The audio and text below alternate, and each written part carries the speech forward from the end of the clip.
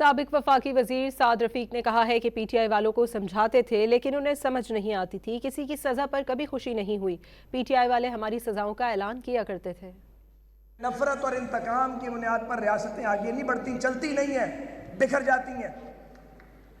P T I کو سمجھاتے تھے، انہیں سمجھ نہیں آتی تھی، وہ میں رگڑا لگانے پہ تلے ہوئے تھے۔ آپ تقاریر اٹھا لیں، ہر تقریر میں ان کو کہتا تھا یہ کمبل، تم کمبل کو چھوڑو گے، کمبل ہی چھوڑے گا تمہیں۔ انہیں سمجھ ہی نہیں آتی تھی، وہ ماننے سننے کے لیے تیار ہی نہیں تھے۔ ہم انہیں کہتے تھے یہ رگڑا ایک دن ختم ہوگا، پھر آپ کی باری آئے گی۔ بدقسمتی سے ان کی باری آ گئی۔ مجھ جیسے لوگ اس باری پہ کوئی خوش نہیں ہے۔ جب کسی کو سزا ہوتی ہے رائٹلی رانگلی، مجھے کوئی خوشی نہیں ہوتی۔ سابق وفاقی وزیر سعد رفیق نے کہا ہے کہ پی ٹی آئی والوں کو سمجھاتے تھے لیکن انہیں سمجھ نہیں آتی تھی، کسی کی سزا پر کبھی خوشی نہیں ہوئی۔ پی ٹی آئی والے ہماری سزاؤں کا اعلان کیا کرتے تھے۔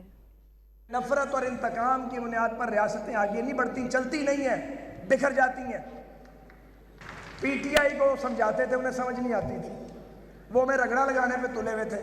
آپ تقاریر اٹھا لیں، ہر تقریر میں ان کو کہتا تھا یہ کمبل، تم کمبل کو چھوڑو گے، کمبل ہی چھوڑے گا تمہیں۔